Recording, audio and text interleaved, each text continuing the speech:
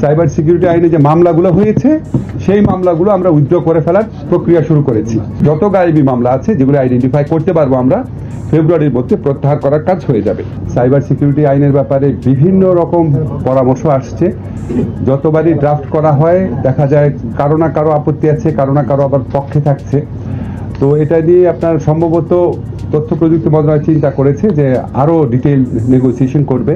তো আমরা চিন্তা করলাম এই জন্য তো বসে থাকা যায় না, সাইবার সিকিউরিটি আইনে যে মামলাগুলো হয়েছে সেই মামলাগুলো আমরা উইথড্র করে ফেলার প্রক্রিয়া শুরু করেছি। এটা তো মূল কনসার্ন, তারপর আস্তে ধীরে আরও কনসালটেশন করে সাইবার সিকিউরিটি আইন যেটা আছে সেটার সংশোধন অথবা বাতিল এই ব্যাপারে তথ্য প্রযুক্তি মন্ত্রণালয় সিদ্ধান্ত গ্রহণ করবে। তো আমরা সাইবার আইনের অধীনে যে স্পিচ অফেন্স আছে সেই মামলাগুলো প্রত্যাহারের উদ্যোগ অলরেডি গ্রহণ করেছি। আমরা তালিকা করে দেখেছি বিগত সরকারের আমলে 332টি স্পিচ অফেন্সের মামলা করা হয়। এর মধ্যে 332টি স্পিচ অফেন্স সংক্রান্ত মামলার বিচার চলছে। এর মধ্যে 57টি মামলা হচ্ছে তদন্তাধীন আছে। এই যে 332টি মামলা বিচারাধীন আছে এইগুলি উইথড্র করার ব্যাপারে আইন মন্ত্রণালয়ের ভূমিকা রাখার অবকাশ আছে। এই 332টি স্পিচ অফেন্সের মধ্যে পাবলিক প্রসিকিউটরের মাধ্যমে ইতিমধ্যে 113টি মামলা প্রত্যাহার করা হয়েছে।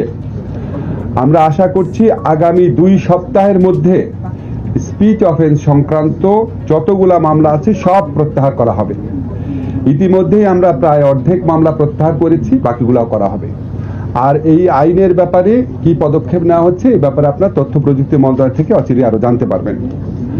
আরেকটা আমাদের লক্ষ্য ছিল আমাদের দায়িত্ব গ্রহণ করার পরই, আপনারা জানেন বিগত 15 বছর ফ্যাসিস্ট গভর্নমেন্টের আমলে বহু গায়েবী মামলা দায়ের করা হয়েছিল। আমি নিজে ওই ব্যাপারে লেখালেখি করতাম, তো আমাকে প্রায় দেখতাম মানুষ প্রশ্ন করতো যে আমি এখন কি করছি এটা নিয়ে।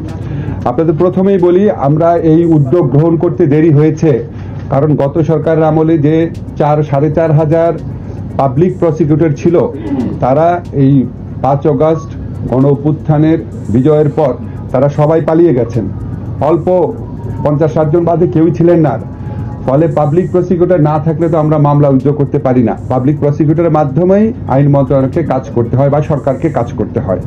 তো পাবলিক প্রসিকিউটর নিয়োগ হওয়ার সাথে সাথে আমরা গায়েবী মামলাগুলা লিস্ট করার এবং তালিকাবদ্ধ করার, আইডেন্টিফাই করার প্রক্রিয়া শুরু করি।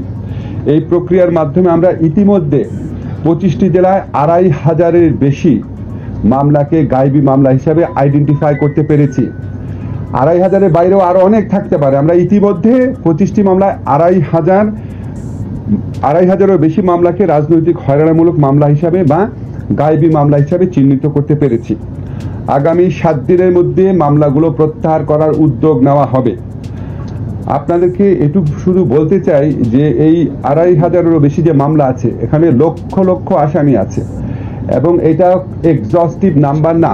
আরো অনেক জেলাতে আরো অনেক মামলা আছে এবং 25টি জেলাতেও আরো মামলার খোঁজ খবর নেওয়া হচ্ছে। তো আমরা আশা করছি আমরা ফেব্রুয়ারির মধ্যে গায়েবী মামলা প্রত্যাহারের কাজ সম্পন্ন করতে পারবো। আপনাদের মনে প্রশ্ন আসতে পারে গায়েবী মামলা বলতে আমরা কি বুঝি।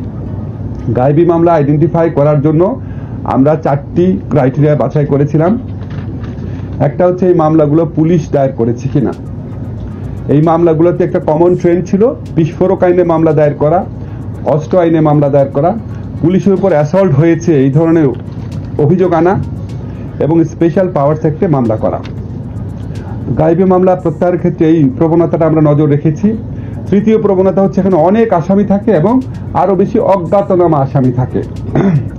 চতুর্থ আইডেন্টিফিকেশনের চতুর্থ যে প্রক্রিয়াটা আমরা করেছি সেটা হচ্ছে এই মামলাগুলো সাধারণত করা হতো বিএনপি সহ বিরোধী দলগুলো যখন বড় বড় আন্দোলন করতো তার আগে পরে, অথবা এই যে ভুয়া নির্বাচন হয়েছে গত 3টা ভুয়া নির্বাচনের আগে পরে।